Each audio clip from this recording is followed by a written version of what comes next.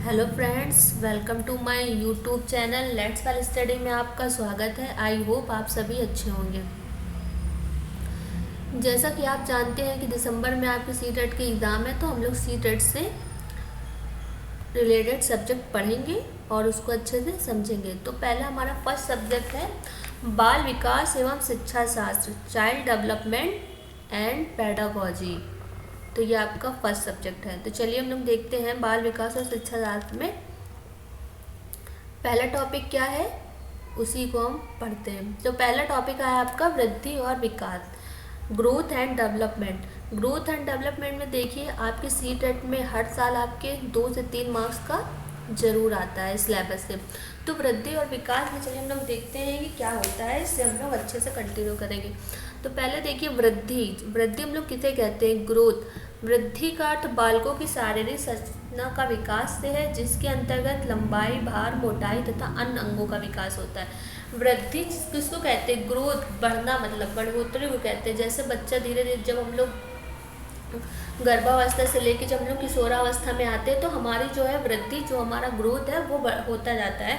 जिसके जब हमारी ग्रोथ होगी तो उसके अंदर हमारी लंबाई बढ़ेगी, हमारी चौड़ाई बढ़ेगी, हमारा भार बढ़ेगा और अन्य सभी अंगों का विकास होगा। जब बच्चा छोटा होता है, छोटे से धीरे धीरे बड़ा होता है, एक स्टेज ऐसी आती है कि वहाँ पर आपकी ग्रोथ रुक जाती है, तो वहाँ पर वृद्धि आपकी रुक जाएगी। तो ऐसा नहीं है कि वृद्धि जो है जीवन पर्यंत चलने वाली प्रक्रिया है। वृद्धि जीवन पर्यंत चलने वाली प्रक्रिया नहीं है। वृद्धि एक स्टेज ऐसी आती है, किशोरावस्था तक आपकी वृद्धि रुक जाएगी। तो पहला आपका पॉइंट है, वृद्धि एक निश्चित उम्र तक होती है। जैसा कि मैंने आपको बताया कि वृद्धि एक निश्चित उम्र तक होती है। जैसे आप गर्भावस्था लेके किशोरावस्था तक आपकी वृद्धि जो है वो ग्रोथ होगी, लेकिन उसके बाद आपकी ग्रोथ नहीं होगी, वो जीवन पर्यंत नहीं चलेगी। एक स्टेज ऐसा आएगा जहाँ आपकी उम्र बढ़ना रुक जाएगी। जैसे आप जैसे अभी आप 2 वर्ष के हैं, 2 वर्ष के बाद आपकी 2 वर्ष के हैं तो उसमें आपकी वृद्धि कुछ और होगी, लेकिन जब आप 5 वर्ष के हो जाएंगे तो उसमें कुछ और होगी। वृद्धि कुछ समय बाद रुक जाती है। जैसे मैंने आपको बताया कि वृद्धि कुछ समय बाद रुक जाती है, मतलब आपकी जो लंबाई और चौड़ाई होगी वो रुक जाएगी, वो हम बढ़ती नहीं रहेगी। जैसे मैंने आपको बताया कि वृद्धि आपकी जीवन पर्यंत चलने वाली प्रक्रिया नहीं है, वो किशोरावस्था के बाद आपकी वृद्धि रुक जाएगी। उसके बाद थर्ड पॉइंट है आपका, वृद्धि क्रम के अनुसार नहीं चलती है। कभी हमारी लंबाई बढ़ती तो कभी हमारा भार बढ़ता। जैसा हमने बताया कि ज़रूरी नहीं है कि हम क्रम के अनुसार चलेगी। कभी कभी हमारी लंबाई बढ़ती है पर हमारा भार नहीं बढ़ता, कभी कभी हमारा भार बढ़ता है तो हमारी लंबाई नहीं बढ़ती है। इसलिए वृद्धि जो है क्रम के अनुसार नहीं चलती है, वो बदलती रहती है। नेक्स्ट आपका है, वृद्धि का स्वरूप बाह्य होता है। वृद्धि का स्वरूप बाह्य होता है, ये आप ध्यान रखिएगा, क्योंकि वृद्धि को हम देख सकते हैं ना, उसे हम देख सकते हैं कि अभी हम छोटे हैं, जब भी हम 2 साल के हैं, फिर धीरे धीरे हम 5 साल के हो जाएंगे तो हमें ये दिखाई पड़ेगा कि हम देख सकते हैं कि अभी हम छोटे थे, अब कुछ साल बाद हमारी उम्र कुछ और होगी। तो इसलिए वो हम देख सकते हैं, क्योंकि हमारी धीरे धीरे ग्रोथ जो है बढ़ती जाती है, तो हम उसे देख सकते हैं। नेक्स्ट आपका है, वृद्धि का हम मापन नहीं कर सकते। जैसा बताया, हम लंबाई भार को वृद्धि का मापन कर सकते हैं, जैसे भार और लंबाई को हम नाप सकते हैं। जैसे जैसे हमारी वृद्धि होगी, हमारा वेट भी बढ़ेगा, हमारी हाइट बढ़ेगी, तो हम अपने वेट को माप सकते हैं कि अभी हम छोटे हैं, 2 साल के, तो हमारा वेट कुछ और होगा। जब हमारी हाइट जब हमारी एज हो जाएगी 5 साल की, तो हमारा वेट होगा वो कुछ और होगा। तो इसलिए हम लोग उसको नाप सकते हैं। तो इसलिए आप लोग समझ गए होंगे कि वृद्धि किसे कहते हैं, जैसा मैंने आपको बताया। चलिए एक बार फिर से देख लेते हैं। वृद्धि का अर्थ हम बालकों शारीरिक संरचना का विकास है, मतलब कि वृद्धि एक निश्चित उम्र तक बढ़ती है, कुछ उम्र बाद वृद्धि हमारी बढ़ना रुक जाती है। वृद्धि जो है वो जीवन पर्यंत नहीं चलती है, एक किशोरावस्था के बाद आपकी वृद्धि रुक जाएगी। जब हमारी वृद्धि रुक जाएगी तो हमारी लंबाई बढ़ना रुक जाएगी, हमारी भार भी रुक जाएगा। इसलिए वृद्धि एक निश्चित उम्र तक होती है। वृद्धि जैसा मैंने आपको बताया कि क्रम के अनुसार नहीं चलती, कभी हमारा लंबाई बढ़ेगी तो कभी हमारा भार बढ़ेगा।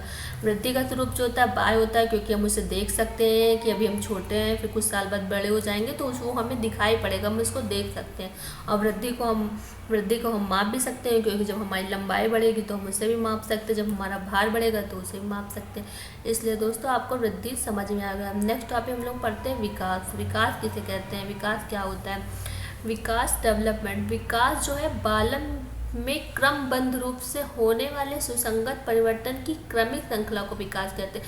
विकास किसे कहते हैं? विकास मतलब किसी चीज़ को सीखना जो होता है वो विकास होता है। विकास का जो क्रम होता है वो सिर से लेके पैर की ओर होता है, इसलिए हम लोग विकास को कहते हैं। विकास का क्रम जो होता है वो सिरा पूछी होता है, मतलब सर से लेकर पैर की तरफ चलता है।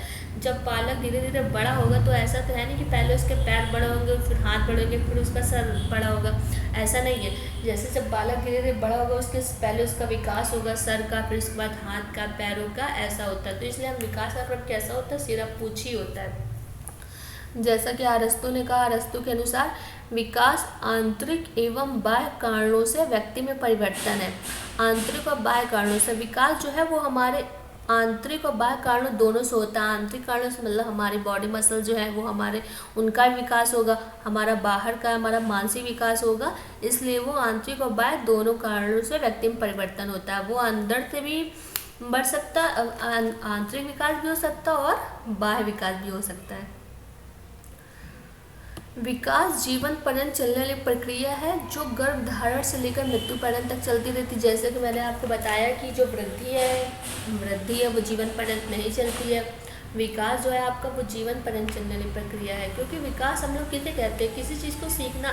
तो हम लोग जब किसी चीज़ को सीखते हैं तो ऐसा तो है नहीं कि हमारी जैसे हम किशोरावस्था में आ गए तो हमारा माइंड चलना बंद हो जाएगा, हमारे माइंड का विकास नहीं होगा, ऐसा नहीं है। तो धीरे धीरे हम लोग जिस चीज़ को सीखते जाते हैं तो वो हमारा विकास होता जाता है। तो इसलिए जो विकास होता है वो जीवन पर्यंत चलने वाला, जीवन पर्यंत चलता ही रहता है, कभी ना रुकने वाली प्रक्रिया, वो कभी नहीं रुकता है। वो गर्भधारण से लेके मृत्यु पर्यंत की चलती रहती है। वृद्धि जो है विकास जो है वृद्धि के बिना संभव हो सकता है, ये आप लोग ध्यान रखिएगा। ऐसा नहीं कि आपकी वृद्धि नहीं हो रही, आपकी ग्रोथ नहीं हो रही तो आपका विकास भी नहीं होगा। अगर वृद्धि नहीं हो रही तो आपका विकास संभव है, विकास हो सकता है। जरूरी नहीं है कि अगर आपकी ग्रोथ नहीं हो रही, आप छोटे हैं तो आपका विकास नहीं होगा। आप छोटे हैं तो आपका पर विकास हो जाएगा, आप जितना चाहेंगे आपका उतना विकास हो जाएगा। इसके बाद विकास का स्वरूप आंतरिक एवं बाह्य दोनों होता है। उदाहरण मस्तिष्क और भाषा का। विकास का जैसा कि मैंने आपको ऊपर बताया था कि विकास का आंतरिक और बाह्य दोनों तरीके से विकास होता है। अंदर मतलब हमारे जो बॉडी पार्ट्स हैं उनका भी विकास होता है, हमारे माइंड का विकास होता है। हमें जैसे जैसे हमारा विकास हम कुछ सीखें, भाषाओं को अगर सीखेंगे तो हमारा उसका विकास होगा। मस्तिष्क है, जितना हम जिस और अपना माइंड डेवलप करना चाहेंगे उस हमारा माइंड डेवलप हो जाएगा, इसलिए हमारा विकास होता जाएगा। नेक्स्ट आपका है विकास में निश्चित क्रम होता है। उदाहरण हमें अपने जितना विकास करना होता है उतना हो जाता है। जैसे हमने बताया कि आप जिस चीज़ में ज़्यादा इंटरेस्ट लेंगे, जिस चीज़ में ज़्यादा अट्रैक्ट होंगे उतना ही आपको उस चीज़ में उतना ही इंटरेस्ट होगा, तो आप उतना ही आपका माइंड डेवलप होगा। और अगर आपका क्रिकेट में ज़्यादा इंटरेस्ट है तो आप उस ओर ज़्यादा माइंड लगाएंगे तो उस ओर आपका विकास उतना ही होगा। तो इसलिए ये आपके ऊपर तो इसका मतलब है कि ये आपके ऊपर डिपेंड करता है कि आप किस ओर ज़्यादा इंटरेस्ट है, तो उसी ओर आपका विकास हो जाएगा, वो आपके ऊपर होता है।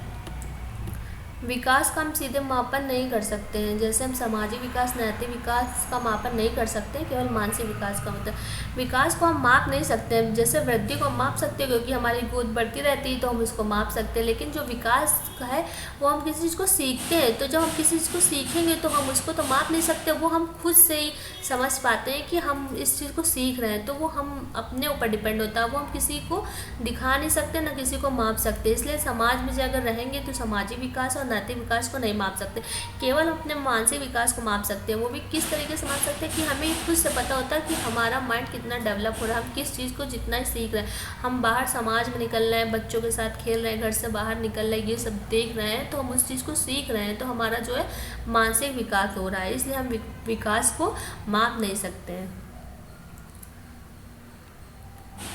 आई होप आपको इतना समझ में आ गया कि विकास वृद्धि किसे कहते हैं, विकास किसे कहते हैं। तो ये चलिए विकास को एक बार फिर से देख लेते हैं। जैसा कि मैंने आपको बताया कि विकास का क्रम जो होता है वो सिरापोशी होता है, सर से लेकर पैर की ओर चलता है। विकास जो है वो कभी ना रुकने वाली प्रक्रिया है जो मृत्यु पर्यंत, गर्भधारण से लेकर मृत्यु पर्यंत तक चलती ही रहती है।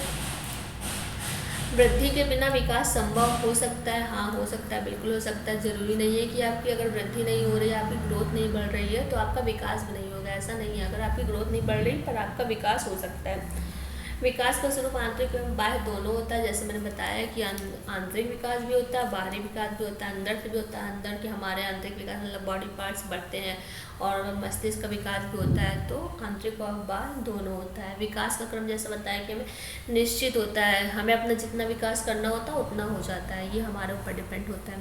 तो इसके बाद है विकास का मापन नहीं कर सकते, क्योंकि जो चीज़ हम सीखते हैं तो हम उसको माप नहीं सकते हैं ना।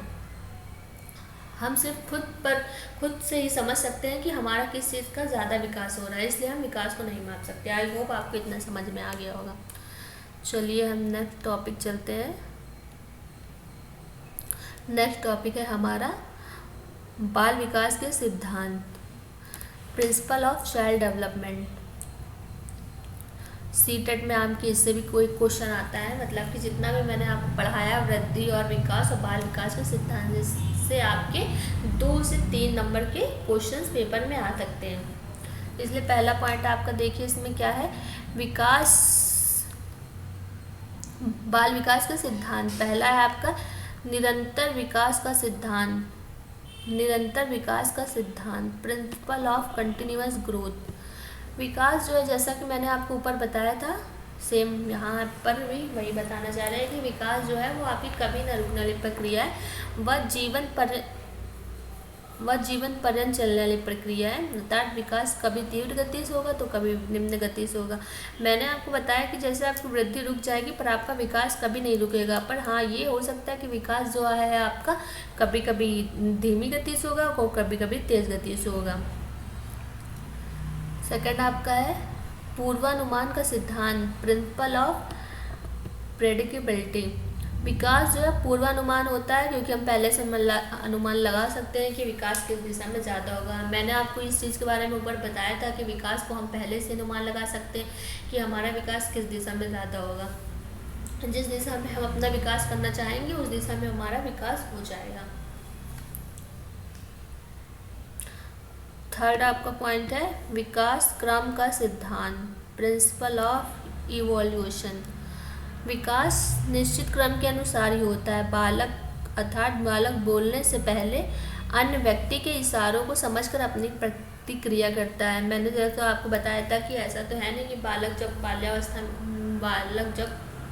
गर्भावस्था से लेकर बड़ा होता है, किशोरावस्था में आता है, तो धीरे धीरे वो किसी चीज़ को देखकर सीखता है। किसी घर में रहकर या बाहर निकलकर लोगों को देखता है, व्यक्तियों को देखता है, देखकर उनके इशारों को पहले समझता है, फिर समझकर फिर उसको करने की कोशिश करता है। इसका मतलब यही है कि विकास जो है वो निश्चित क्रम के अनुसार ही होता है। पहले उसको बच्चा डायरेक्ट बोलना तो सीख नहीं जाएगा, पहले वो धीरे धीरे दूसरों को देखेगा वो प्रतिक्रिया को करते हुए, फिर उसको समझेगा, उसके इशारों को समझकर फिर वो अपनी प्रतिक्रिया करेगा समझकर। इसलिए विकास का क्रम जो है निश्चित होता है।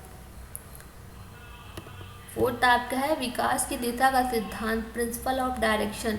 जैसा अभी आपको मैंने ऊपर ये वाला पॉइंट पढ़ाया था कि विकास की दिशा जो है सिर से लेकर पैर की तरफ चलती है। मनोविज्ञान में सिद्धांत को सिरापूछी दिशा भी कहा जाता है, जिसके अनुसार बालकों के सिर का विकास, उसके बाद उसके नीचे वाले अंगों का विकास होता है। जैसा कि मैंने आपको बताया था कि जैसे पहले आपका सर का विकास होगा, उसके बाद धीरे धीरे अपने हाथ का विकास होगा, उसके बाद पैरों का विकास होगा, इसलिए वो सिरापूछी दिशा की ओर होता है, सर से लेकर पैर की ओर चलता रहता है। नेक्स्ट एकीकरण का सिद्धांत, प्रिंसिपल ऑफ यूनिटरी प्रोसेस। बच्चों में एकीकरण का गुण पाया जाता है। जब हम किसी एक काम को करने के लिए अपने हाथ पैरों को एक साथ मिलाकर काम करते हैं तो वह एकीकरण होता है। मतलब जो बड़े लोग होते हैं वो उनको तो समझ होती है कि हमें किस काम को किस तरीके से करना है, हाथों से करना है या पैरों से करना है। तो बच्चों में यह गुण नहीं होता है, इसलिए बच्चों में एकीकरण का गुण पाया जाता है। पहले वो अपने हाथ पैरों को एक साथ मिलाकर काम करते हैं, उन्हें ये तो पता नहीं होता कि हमें ये काम हाथों से करना है या पैरों से करना है, तो वो अपने हाथ और पैर दोनों से करने की कोशिश करते हैं। तो इसलिए वो अपने हाथ पैर को एक साथ मिलाकर काम करते हैं, तो इसलिए वह एकीकरण कहलाता है। नेक्स्ट है आपका परस्पर संबंध का सिद्धांत, प्रिंसिपल ऑफ इंटर रिलेशनशिप। इस सिद्धांत के अनुसार बालक के विकास के सभी आयाम जैसे शारीरिक विकास, मानसिक विकास, संवेगात्मक विकास, सामाजिक विकास इत्यादि सभी एक दूसरे से संबंधित होते हैं। जो इस सिद्धांत के अनुसार जो परस्पर संबंध का सिद्धांत है, इस सिद्धांत के अनुसार जो बालक का विकास के जो सभी आयाम है, पहले शारीरिक विकास होगा, फिर उसके बाद मानसिक विकास होगा, उसके बाद संवेगात्मक विकास होगा, उसके बाद सामाजिक विकास होगा, सभी एक दूसरे से रिलेटेड है। जैसे कि आप शारीरिक विकास आपका हो गया, फिर उसके बाद आपका मानसिक विकास होगा, उसके बाद संवेगात्मक विकास होगा, फिर उसके बाद समाज में आप जाएंगे, बाहर एक दूसरे को देखेंगे, तो उसका उस हिसाब से आपका विकास होगा। इसलिए सभी विकास एक दूसरे से संबंधित है। नेक्स्ट आपका, आई होप आपको इतना समझ में आ गया होगा। नेक्स्ट आपका है व्यक्तिगत भिन्नता का सिद्धांत, प्रिंसिपल ऑफ इंडिविजुअल प्रोसेस। बच्चों का विकास व्यक्तिगत भिन्नता के अनुसार चलता है। किसी में विकास की गति तेज होती है, किसी में कम होती। जैसा कि मैंने आपको बताया कि सारे बच्चे एक जैसे नहीं होते। कोई बच्चा ज़्यादा समझदार होता है, किसी बच्चों को माइंड ज़्यादा तेज़ी से चलता है, तो इसलिए किसी बच्चे को जिस बच्चों का माइंड ज़्यादा तेज़ चलेगा तो उसे अच्छे समझ लेगा। कोई बच्चा उसी चीज़ को धीरे धीरे समझता है, तो इसलिए सारे बच्चे एक जैसे नहीं होते। सब में व्यक्तिगत भिन्नता के अनुसार, मतलब इसीलिए कहते हैं बच्चों का विकास जो है व्यक्तिगत विभिन्नता के अनुसार चलता है। सब बच्चों में एक जैसा विकास नहीं होता। किसी बच्चों में विकास की जो गति होगी तेज होगी, किसी बच्चों में विकास की गति होगी वो धीमे होगी। नेक्स्ट आपका है समान प्रतिमान का सिद्धांत, प्रिंसिपल ऑफ यूनिफॉर्म पैटर्न। एक जाति के जीवों में विकास का एक क्रम पाया जाता है और विकास की गति का प्रतिमान भी समान रहता है। जैसे मानव और हाथी, मनुष्य और जीवों में जो विकास का क्रम है वो सेम होता है, क्योंकि मनुष्य का जैसे विकास उस तरह से जीवों का विकास होता है। जो विकास की गति का जो प्रतिमान होता है वो समान रहता है, क्योंकि मनुष्य और जीवों में एक तरीके का विकास होता है। तो इसलिए मनुष्य और जीवों में विकास का क्रम एक समान होता है। आई होप आप लोगों को इतना सब कुछ समझ में आया होगा। तो मैंने जितना आपको पढ़ाया आप अच्छे से समझ लिए होंगे। ऐसे ही सीटेट एग्ज़ाम से रिलेटेड वीडियोस पाने के लिए हमारे चैनल पर बने रहें। अगर आप चैनल पर नए हो तो हमारे चैनल को सब्सक्राइब करें और चैनल को लाइक करें, ताकि जिससे आपको एग्ज़ाम से रिलेटेड वीडियोस की अपडेट मिलती रहे। आपको जो भी डाउट हो वो आप मुझे कमेंट करके पूछ सकते हैं और वीडियोस को अपने फ्रेंड के साथ शेयर करें। मिलते हैं नेक्स्ट वीडियो में। Bye, take care.